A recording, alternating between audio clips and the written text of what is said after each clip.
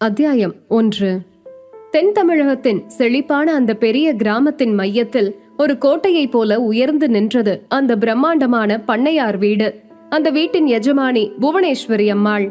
பட்டுப்புடவை சரசரக்க, உடம்பெல்லாம் தங்க நகை மின்ன, ஒரு அரசியை போல கம்பீரமாக தன் அறையில் இருந்த சேரில் அமர்ந்திருந்தவர் எதையோ பலமாக யோசித்துக் கொண்டிருந்தார்.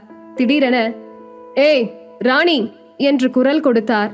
அடுத்த சில நொடிகளில் நடுக்கத்துடன் ஒரு பெண் ஓடி வந்து அவர் முன்பு கை கட்டி தலை குனிந்து நின்று, "சொல்லுங்கம்மா" என்றாள் பவ்யமாக. "போயே ரோஜாவை வர சொல்லு" என்று அவர் கட்டளையிட்டதும் ராணி சற்றும் தாமதிக்காமல் நேராக சமையலறைக்கு சென்றாள். அங்கே நெற்றியில் வழிந்த வியர்வையை முந்தானையால் துடைத்தபடி ஒரு பெரிய பாத்திரத்தில் சமைத்துக் கொண்டிருந்தாள் ரோஜா. "ரோஜா, உன்னை புவனாமா கூப்பிடுறாங்க, சீக்கிரம் போ" என்றாள் ராணி.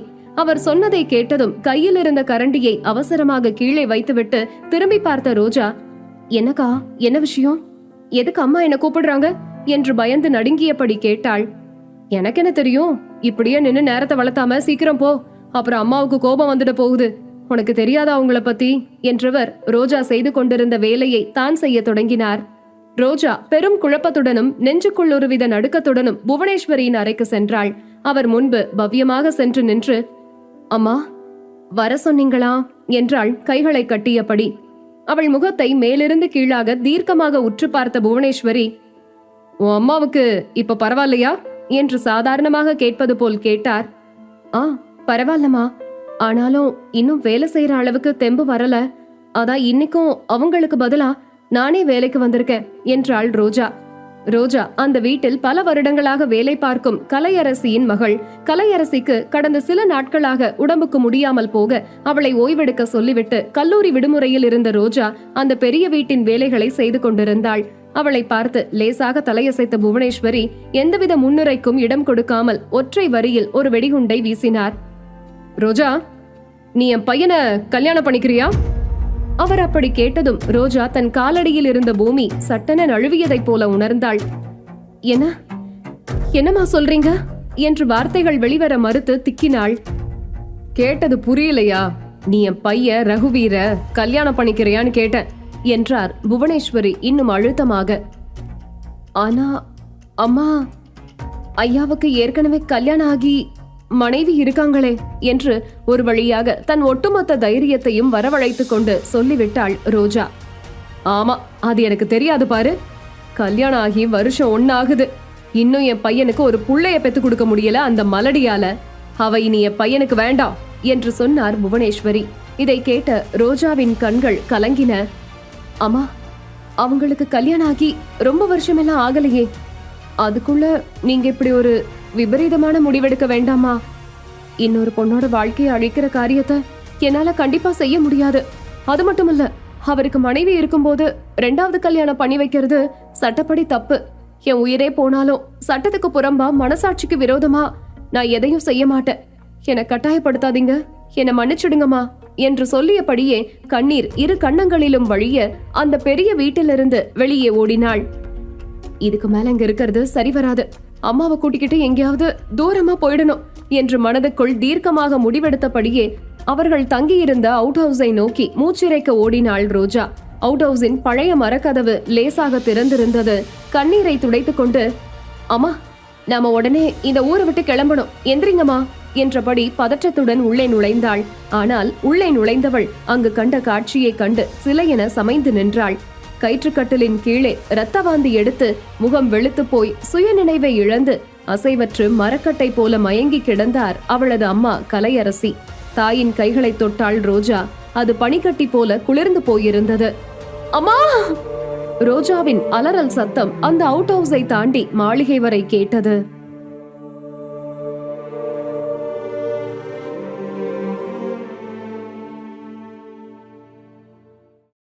அத்தியாயம் 2. "அம்மா!" என்று ரோஜாவின் அலறல் சத்தம் கேட்டு மாளிகையின் அருகே வேலை செய்து கொண்டிருந்த தோட்டக்கார முனியப்பனும் சமையல்கார ராணியும் பதறி அடித்துக் கொண்டு அவுட் ஹவுஸை நோக்கி ஓடி வந்தனர். இரத்த வெள்ளத்தில் சுயநினைவின்றி மரக்கட்டை போல கிடந்த கலையரசியை பார்த்ததும் அனைவரும் அதிர்ச்சியில் உறைந்தனர். "ஐயோ, அக்காவுக்கு என்னாச்சு? முனியப்பா, அப்படியே நிக்காம சீக்கிரம் வண்டியை கொண்டு வா" என்று ராணி கத்த அடுத்த சில நிமிடங்களில் பண்ணையார் வீட்டு டிராக்டரில் கலையரசியை ஏற்றிக்கொண்டு அரசு மருத்துவமனைக்கு விரைந்தார்கள். டிராக்டரில் தாயின் தலையை தன் மடியில் தாங்கியபடி, அம்மா கண்ணை திறங்கம்மா, என்னை விட்டுட்டு போயிடாதீங்க அம்மா என்று ரோஜா கதறி அழுதது கல் நெஞ்சையும் கரைய வைப்பதாக இருந்தது. மருத்துவமனையின் அவசர சிகிச்சை பிரிவிற்கு வெளியே கண்கள் வீங்க, கண்ணீர் மல்க, நடப்பது என்னவென்று புரியாமல் ஒரு பித்து பிடித்தவள் போல அமர்ந்திருந்தாள் ரோஜா. அவளது மனம் முழுவதும் தாயின் நினைவுகளே ஆக்கிரமித்திருந்தன. கடவுளே, என் அம்மாவுக்கு எதுவும் ஆயிடக்கூடாது என்று உதடுகள் முணுமுணுத்துக் கொண்டே இருந்தன. சுமார் 1 மணி நேரத்திற்கு பிறகு வெளியே வந்த டாக்டர் ரோஜாவை தன் அறைக்கு அழைத்தார். உங்க அம்மாவுக்கு என்ன வயசாகுது? 45 இருக்கும் டாக்டர். என் அம்மாவுக்கு என்னாச்சு? இப்ப அவங்க எப்படி இருக்காங்க என்று பதற்றத்துடன் கேட்டாள். ரோஜா, நான் சொல்றத கொஞ்சம் நிதானமா கேளு. உங்க அம்மாவுக்கு கேன்சர், அதுவும் ரொம்ப முத்தின நிலையில இருக்கு. அவங்க வயிற்று பகுதியில கட்டி பெருசாகி வெடிச்சிருக்கு. அதனாலதான் ரத்த வாந்தி எடுத்திருக்காங்க என்றார் டாக்டர். இதை கேட்டதும் ரோஜாவின் தலையில் இடி இறங்கியது போல இருந்தது. டாக்டர், என்ன சொல்றீங்க? என் அம்மாவை எப்படியாவது காப்பாத்திடுங்க டாக்டர். அவங்கள விட்டா இந்த உலகத்துல எனக்கு வேற யாரும் இல்ல என்று டாக்டரின் மேஜையை பிடித்து கதறி அழுதாள். அழாதமா, அவங்கள காப்பாத்த ஒரு வாய்ப்பு இருக்கு. ஆனா அதுக்கு உடனே ட்ரீட்மெண்ட் ஆரம்பிக்கணும். இங்க அந்த அளவுக்கு மருத்துவ வசதிகள் இல்ல. நீங்க உடனே அவங்கள சென்னைக்கு கூட்டிட்டு போகணும். அங்கதான் தரமான ட்ரீட்மெண்ட் கிடைக்கும். ஆனா அதுக்கு பல லட்சம் ரூபாய் செலவாகும். சீக்கிரம் ஏற்பாடு பண்ணுங்க என்றதும் ரோஜா எழுந்து வெளியே வந்தாள். பல லட்சமா? அன்றாட சாப்பாட்டிற்கே பண்ணையார் வீட்டை நம்பியிருக்கும் தன்னிடம் எப்படி இவ்வளவு பணம் வரும்? தன் வறுமையை நினைத்து குமுறி அழுதாள் ரோஜா. எப்படி பணத்தை புரட்டுவது, யாரிடம் போய் நிற்பது என்று தெரியாமல் மருத்துவமனையின் வராண்டா சுவரில் சாய்ந்து தரையில் சரிந்தாள். அந்த சமயம் மருத்துவமனையின் வாசலில் ஒரு கார் வந்து நின்றது. அதிலிருந்து இறங்கியது வேறு யாரும் அல்ல, பண்ணையார் வீட்டு எஜமானி புவனேஸ்வரி அம்மாதான். தனது கம்பீரமான நடையுடன் மருத்துவமனைக்குள் நுழைந்தவர் ஒரு மூலையில் சுருண்டு அழுது கொண்டிருந்த ரோஜாவை பார்த்தார். அவள் அருகே சென்று நின்றார்.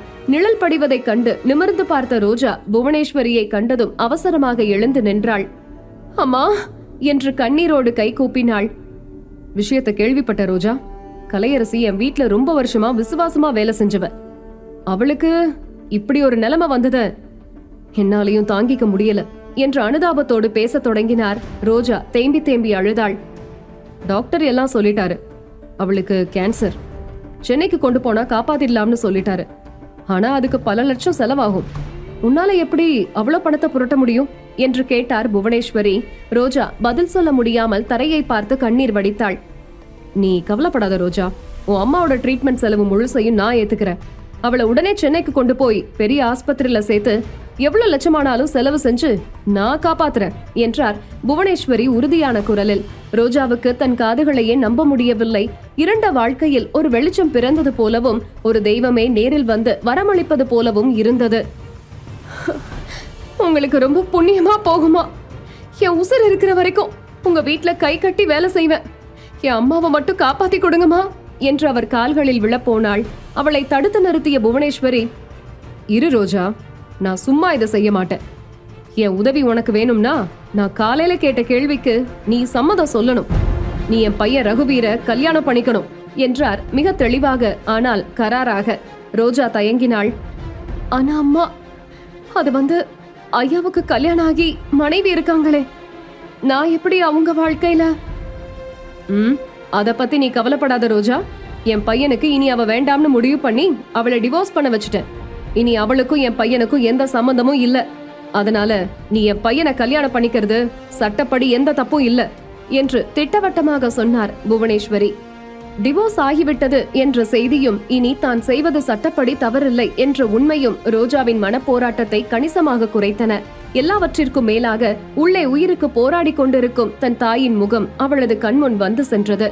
எனக்கு அம்மா உசுரோட இருக்கணும், அதுதான் எல்லாத்த விடவும் முக்கியம். காசுக்காக அம்மாவை சாக விட்டுற முடியாது. என் அம்மாவுக்காக நான் என்ன வேணாலும் பண்ணுவேன் என்று நினைத்தவள் கண்ணீரை துடைத்துக் கொண்டு புவனேஸ்வரியின் முகத்தை நேராக பார்த்தாள். என் அம்மாவை காப்பாத்துங்கம்மா, நீங்க சொல்றபடியே நான் உங்க பையனை கல்யாணம் பண்ணிக்க சம்மதிக்கிறேன். அத்தியாயம் 3. மறுநாள் காலை விடிந்தது. வாசலில் கார் வந்து நிற்க காரை விட்டு இறங்கி பதறி அடித்துக் கொண்டு வீட்டிற்குள் நுழைந்தான் ரகுவீர். அவன் அம்மாவிற்கு நெஞ்சுவலி என்று வேலைக்காரர்கள் போன் செய்து சொல்லவே புயல் வேகத்தில் வந்து சேர்ந்திருந்தான். நேராக தாயின் அறைக்குள் ஓடி வந்தவன், அம்மா அம்மா என்னாச்சு உங்களுக்கு? திடீர்னு உடம்புக்கு என்ன? டாக்டர் வந்தாரா என்று படபடப்புடன் கட்டிலில் படுத்திருந்த புவனேஸ்வரியின் கைகளை மிகவும் அக்கறையோடு பிடித்துக் கொண்டான். அவனது நெற்றி வியர்த்திருந்தது. அவனை பார்த்ததும் முகத்தில் எந்தவித சோர்வும் இன்றி மிகவும் சாதாரணமாக எழுந்து உட்கார்ந்த புவனேஸ்வரி, எனக்கு ஒண்ணுமில்ல ரகு, நான் நல்லா தான் இருக்கேன், எனக்கு எந்த நெஞ்சு வலியும் வரல என்றார் எவ்வித சலனமும் இன்றி மிகவும் அழுத்தமான குரலில். ரகுவீர் பெரும் குழப்பத்துடன் அவரை பார்த்து, அப்போ ஏமா இப்படி ஒரு பொய் சொல்லி என்ன பதற வச்சீங்க? உங்களுக்கு ஏதோ ஆயிடுச்சோன்னு நான் உசுர கையில பிடிச்சிட்டு ஓடி வர்றேன், இதெல்லாம் என்ன விளையாட்டு என்றான் கோபத்துடன். விளையாட்டு இல்ல ரகு, உன்னை உடனே இங்க வரவழைக்க எனக்கு வேற வழி தெரியல. இப்ப நான் சொல்றத நீ செஞ்சுதான் ஆகணும். அதுக்கு மறுப்பு சொல்ல உனக்கு எந்த உரிமையும் இல்ல. நீ இப்பவே ரோஜாவை கல்யாணம் பண்ணிக்கணும் என்று எந்தவித முன்னுரையும் இன்றி நேராக விஷயத்திற்கு வந்தார் புவனேஸ்வரி. இதை கேட்டதும் ரகுவீருக்கு தூக்கி வாரி போட்டது. தலையில் இடி விழுந்தது போல அதிர்ச்சியில் உறைந்து நின்றான். சில நொடிகள் கழித்து சுதாரித்துக் கொண்டவன், என்னம்மா சொல்றீங்க? யாரு? அந்த வேலைக்காரி கலையரசியோட பொண்ணையா? அம்மா, நீங்க சுயநினைவோட தான் பேசுறீங்களா? ஒரு வேலைக்காரிய போய் கல்யாணம் பண்ணிக்க சொல்றீங்களே, இதுக்கெல்லாம் நான் ஒருபோதும் சம்மதிக்கவே மாட்டேன். உங்களுக்கு என்ன பைத்தியமா பிடிச்சிருக்கு என்று கோபத்தில் கொதித்தெழுந்தான் ரகுவீர். அதை கேட்ட புவனேஸ்வரி, ரகு, வார்த்தையை அளந்து பேசு. நீ உன் இஷ்டத்துக்கு ஒருத்தைய கல்யாணம் பண்ணிட்டு வந்து ஏன் முன்னாடி நின்னப்போ நான் அதை ஏத்துக்கலையா? என் கௌரவம் அந்தஸ்து எல்லாத்தையும் தூக்கி எரிஞ்சிட்டு அன்னைக்கு நீ செஞ்ச கல்யாணத்தை நான் ஏத்துக்கலையா? அன்னைக்கு நீ செஞ்ச கல்யாணத்தை நான் ஏத்துக்கிட்ட மாதிரி இன்னைக்கு நான் செஞ்சு வைக்கிற இந்த கல்யாணத்தை நீ ஏத்துக்கிட்டு தான் ஆகணும். இது உன் அம்மா உனக்கு இடுற கட்டளை. இத மீறி நீ இந்த வீட்டை விட்டு ஒரு அடி எடுத்து வச்சா கூட அதுக்கு பிறகு என் உடம்புல உயிர் இருக்காது என்றார். அம்மா மகனுக்கு இடையே நடக்கும் சண்டையை அந்த வீட்டில் வேலை செய்யும் அனைவரும் அரைவாசலில் இருந்தபடி வேடிக்கை பார்க்க, அப்போது ரகுவீரின் அருகே சென்ற புவனேஸ்வரி, டேய், ஒழுங்கா ஒத்துக்கோ, இல்லனா நீ போட்ட திட்டமெல்லாம் வீணாயிடும் என்று யாருக்கும் கேட்காதவாறு மெல்லிய குரலில் மிரட்டலாக சொன்னார். அதை கேட்டு அதிர்ந்தான் அவன். கோபத்தில் அவன் முகம் தக்காளி போல சிவந்தாலும் தன் திட்டம் நிறைவேற வேண்டும் என்று நினைத்தவன் வேறு வழியின்றி அந்த திருமணத்திற்கு சம்மதித்தான். வீட்டின் வரவேற்பறையிலேயே அவசர அவசரமாக மணமேடை ஏற்பாடு செய்யப்பட்டிருந்தது. எந்தவித ஆடம்பரமும் இன்றி புரோகிதர் மட்டும் அமர்ந்திருக்க, பட்டுப்புடவை உடுத்தி ஒரு பொம்மை போல சலனமற்று அமர்ந்திருந்தாள் ரோஜா. அவளுக்கு நடப்பது எதுவும் ஒரு பொருட்டாகவே தெரியவில்லை. அவளது மனம் முழுவதும் மருத்துவமனையில் உயிருக்கு போராடி கொண்டிருக்கும் தாயின் நினைவுகளே சுற்றி கொண்டிருந்தன. அம்மா எப்படியாவது பொழைச்சுக்கணும், அதுக்காக நான் நரகத்துக்கே போனாலும் பரவாயில்ல என்று நினைத்தவள் தலை குனிந்து அமர்ந்திருந்தாள். புரோகிதர் மந்திரம் ஓத ரகுவீர் கோபத்தின் உச்சத்தில் பற்களை கடித்தவாறு ரோஜாவின் கழுத்தில் தாலியை கட்டினான். தாலி கழுத்தில் ஏறியதும் ரோஜாவின் கண்களில் இருந்து கண்ணீர் மளமளவென கொட்டியது. ஒரு பெண்ணின் வாழ்க்கையில் மிக முக்கியமான தருணம் இப்படி ஒரு பேரம் பேசி நடக்கும் வியாபாரம் போல முடிந்து விட்டதே என்று அவளது மனம் ரணமானது. திருமணம் முடிந்த மறுகணமே தான் தாலி கட்டியவள் முகத்தை ஒருமுறை கூட திரும்பி பார்க்காமல் கோபத்துடன் விறுவிறுவென வீட்டை விட்டு வெளியேறினான் ரகுவீர். ரோஜா, நீ அவன் கூடவே கிளம்பு என்று புவனேஸ்வரி உத்தரவிட்டார். ஆனா என் அம்மா ஆஸ்பத்திரியில உசுருக்கு போராடிட்டு இருக்காங்க. அவங்கள அந்த நிலைமையில அனாதைய விட்டுட்டு நான் எப்படிமா போவேன் என்று கண்ணீரோடு சொன்னாள் ரோஜா. இத பாரு, நீ எதை பத்தியும் கவலைப்படாத ரோஜா. ஏற்கனவே நான் ஆம்புலன்ஸுக்கு ஏற்பாடு பண்ணிட்டேன். நான் இப்பவே நேரா ஆஸ்பத்திரிக்கு போய் உன் அம்மாவை சென்னைக்கு கூட்டிட்டு போறேன். அங்க ஒரு பெரிய ஆஸ்பத்திரியில சேர்த்து அவளுக்கு தரமான ட்ரீட்மெண்ட் கொடுத்துட்டு நானே உனக்கு தகவல் சொல்றேன். என் மேல நம்பிக்கை வை, நீ இப்போ உன் புருஷன் கூட போ என்று நம்பிக்கை அளித்தார் புவனேஸ்வரி. அவர் எப்படியாவது தன் தாயை காப்பாற்றி விடுவார் என்ற நம்பிக்கையில் கண்ணீரை முந்தானையால் துடைத்துக் கொண்டு கனத்த இதயத்தோடு ரகுவீர் சென்ற காரை நோக்கி மூச்சிறைக்க ஓடினாள் ரோஜா. ரகுவீர் காரின் டிரைவர் சீட்டில் அமர்ந்து வண்டியை ஸ்டார்ட் செய்திருந்தான். அவன் கண்கள் இன்னும் கோபத்தில் சிவந்திருந்தன. காரின் இன்ஜின் சீறிக்கொண்டு புறப்பட தயாராக இருந்தது. ஓடி வந்த ரோஜா காரின் முன்பக்க கதவை திறந்து உள்ளே ஏற முற்பட்டாள். அப்போது நழுவிய சேலை முந்தானையை சரி செய்யும் அவசரத்தில் தன் இடது கையை காரின் டோர் பிரேமில் ஊன்றியிருந்தாள்.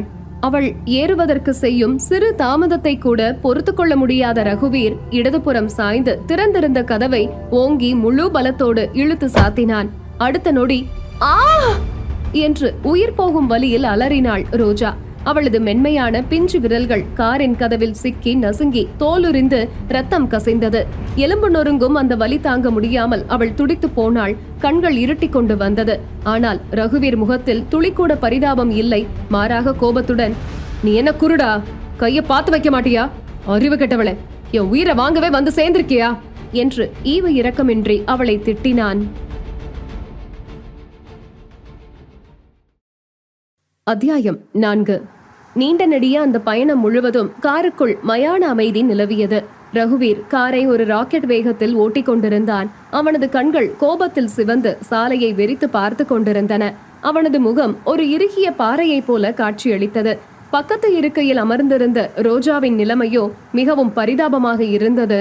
காரின் கதவில் சிக்கி நசுங்கிய அவளது இடது கையின் பிஞ்சு விரல்களில் இருந்து இன்னும் ரத்தம் கசிந்து கொண்டே இருந்தது. துடிதுடிக்க வைக்கும் அந்த எலும்பு வலியை பொறுத்து கொள்ள முடியாமல் வலது கையால் இடது கையை இறுக பிடித்து கொண்டு சத்தம் வெளியே வராமல் தன் உதடுகளை கடித்து கொண்டு கண்ணீர் விட்டாள் ரோஜா. அவளுக்கு அந்த உடல் வலியை விட நெஞ்சுக்குள் இருந்த வலிதான் பன்மடங்கு அதிகமாக இருந்தது. நான் என்ன ஆசைப்பட்ட அந்த கல்யாணத்துக்கு சம்மதிச்சு என் அம்மாவோட உசுரை காப்பாத்தணுங்கிற ஒரே காரணத்துக்காகத்தானே என் வாழ்க்கையே பணைய வச்சேன். ஆனா இந்த மனுஷன் என கொஞ்சம் கூட ஒரு மனுஷியாவே மதிக்கலையே என்று அவளது மனம் குமுறியது. பல மணி நேர பயணத்திற்கு பிறகு கார் சென்னையை வந்து அடைந்தது. வானளாவிய கட்டிடங்களும் நெரிசலான சாலைகளும் ரோஜாவிற்கு புதிதாக இருந்தன. சிறிது நேரத்தில் ஒரு பிரம்மாண்டமான இரும்பு கேட் திறக்க கார் ஒரு பெரிய பங்களாவிற்குள் நுழைந்து நின்றது. கார் நின்ற மறுகணமே ரகுவீர் கதவை வேகமாக திறந்து கொண்டு கீழே இறங்கினான்.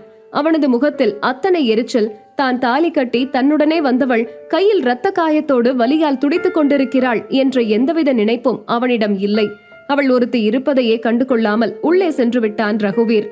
காரில் தனித்து விடப்பட்ட ரோஜா கண்ணீரோடு ரகுவீர் சென்ற திசையை பார்த்தாள். தன் வாழ்க்கை இனி இப்படித்தான் இருக்க போகிறது.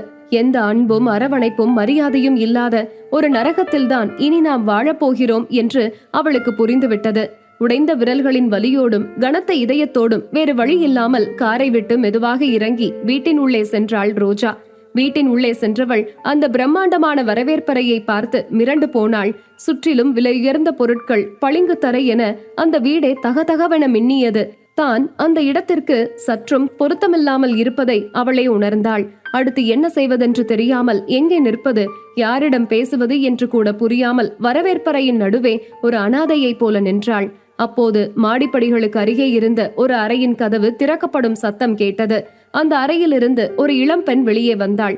மாடர்ன் டிரெஸ்ஸில் அழகு தேவதையை போல காட்சியளித்த அவளது முகத்தில் அசாத்தியமான திமிரும் கோபமும் குடிக்கொண்டிருந்தது. அவள் வேறு யாரும் அல்ல, புவனேஸ்வரியால் டிவோர்ஸ் செய்யப்பட்டதாக சொல்லப்பட்ட ரகுவீரின் முதல் மனைவி ஸ்வேதா. மிடுக்காக நடந்து வந்த ஸ்வேதா வரவேற்பறையில் நடுங்கியபடி நின்று கொண்டிருந்த ரோஜாவை மேலிருந்து கீழாக பார்த்தாள். அவளது பார்வை ரோஜாவை ஒரு புழுவை பார்ப்பது போல இருந்தது. யார் நீ?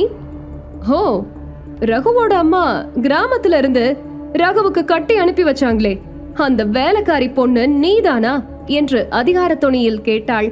ரோஜா எதுவும் புரியாமல் வலியை பொறுத்து கொண்டு அவளை அதிர்ச்சியோடு பார்த்தாள். ஐயாவோட முதல் மனைவியை டிவோர்ஸ் பண்ணியாச்சுன்னு தானே புவனேஸ்வரி அம்மா சொன்னாங்க. அப்புறம் ஏன் இவங்க இன்னும் இந்த வீட்லயே இருக்காங்க என்று ரோஜாவின் மூளைக்குள் 1000 கேள்விகள் ஓடின. அவளது மௌனத்தை கண்டு மேலும் ஆத்திரமடைந்த ஸ்வேதா ரோஜாவை நோக்கி ஒரு அடி எடுத்து வைத்து விரலை நீட்டி எச்சரிக்கும் துணியில் பேசினாள். ஹே, இங்க பாரு, ரகுவோட அம்மா ஏதோ அவங்க பிடிவாதத்துக்காக உனக்கு ரகுவை கல்யாணம் பண்ணி வச்சு அனுப்பி இருக்காங்க. ஆனா ரகுவோட மனசுல நான் மட்டும்தான் இருக்கேன்.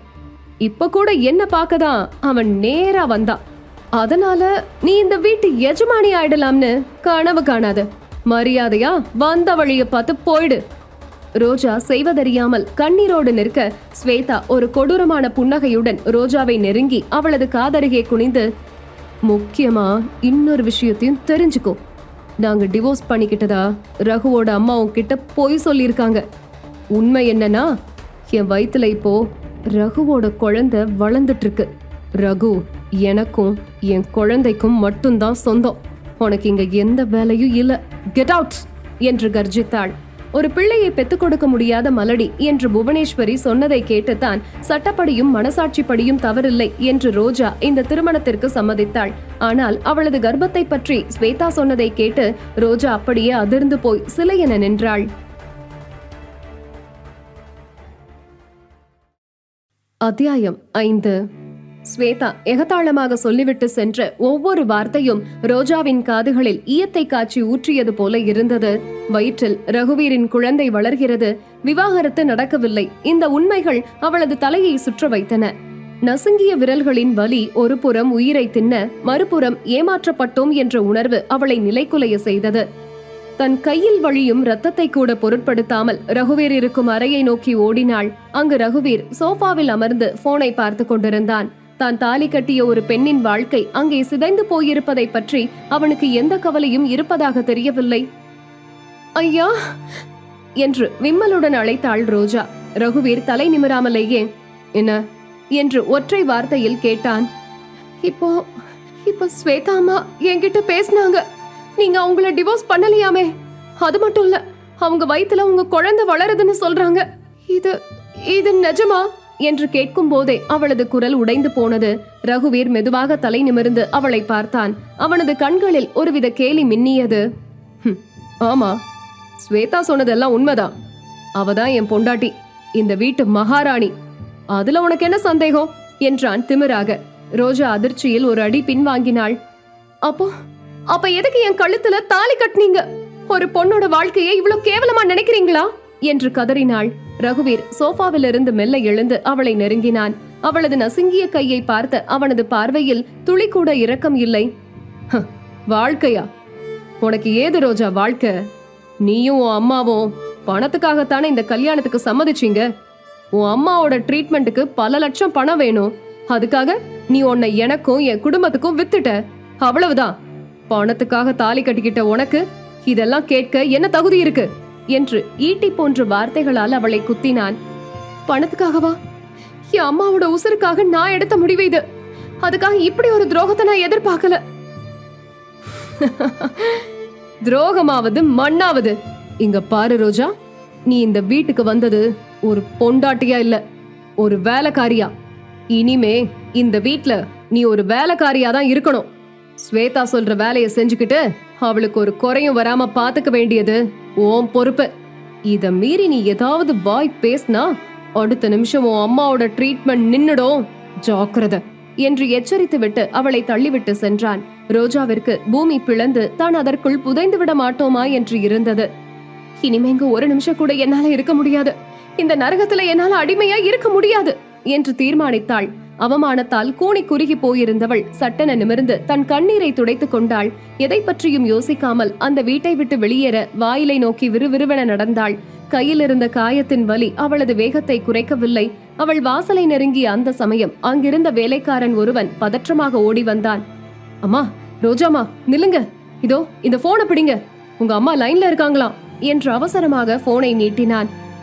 அம்மா என்ற பெயரை கேட்டதும் ரோஜாவின் கால்கள் அப்படியே உறைந்து நின்றன. கைகள் நடுங்க அந்த போனை வாங்கினாள். ஹலோ அம்மா என்று தழுதழுத்த குரலில் கூப்பிட்டாள்.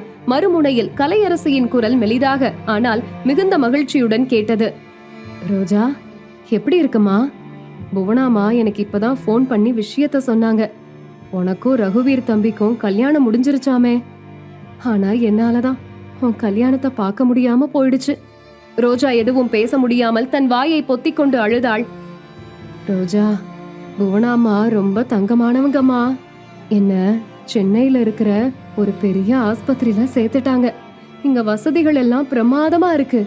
அவங்கதான் சொன்னாங்க நீயும் மாப்பிள்ளையும் இன்னைக்கே சென்னைக்கு வந்துட்டீங்கன்னு. எனக்காகத்தான் நீ அவசர அவசரமா கல்யாணம் பண்ணிக்கிட்டேன்னு எனக்கு தெரியும். இப்ப எனக்கு கவலையே இல்லம்மா. என் கண்ணு மூடுறதுக்குள்ள நீ ஒரு நல்ல இடத்துல வாழ்க்கப்பட்டுட்ட, அது போதும். முடிஞ்சா மாப்பிள்ளையோட ஒரு முறை வந்து இந்த அம்மாவை பார்த்துட்டு போமா. மாப்பிள்ளைய ஒரு வாட்டி நேர்ல பார்க்கணும்னு ஆசையா இருக்கு என்று சொல்லிவிட்டு இருமினாள். அம்மா அம்மா என்று மட்டுமே ரோஜாவால் சொல்ல முடிந்தது. சரிம்மா, நான் அப்புறம் பேசுறேன், நர்ஸ் வந்துட்டாங்க, மகராசியா இருக்கண்ணு என்று சொல்லிவிட்டு கலையரசி அழைப்பை துண்டித்தார். ரோஜா கையில் இருந்த போன் நழுவி கீழே விழுந்தது. அவளது உலகம் இப்போது தலைகீழாக மாறி நின்றது. ஒரு புறம் தன்னை ஒரு புழுவை போல நடத்தும் ரகுவீர் மற்றும் ஸ்வேதா, இன்னொரு புறம் தான் நல்ல நிலையில் இருப்பதாக நினைத்து மகிழ்ச்சியில் திளைக்கும் நோய்வாய்ப்பட்ட தாய். வீட்டை விட்டு வெளியேறினால் அடுத்த நொடி அம்மாவின் ட்ரீட்மெண்ட் நிறுத்தப்படும். இங்கே இருந்தால் தன்மானம் இழந்து ஒரு வேலைக்காரியாக வாழ வேண்டும். தாயின் உயிரை காப்பாற்ற தன் கழுத்தில் ஏறிய தாலி இப்போது அவளது கழுத்தை நெரிக்கும் சுருக்கு கயிறாக மாறி இருப்பதை உணர்ந்தாள்.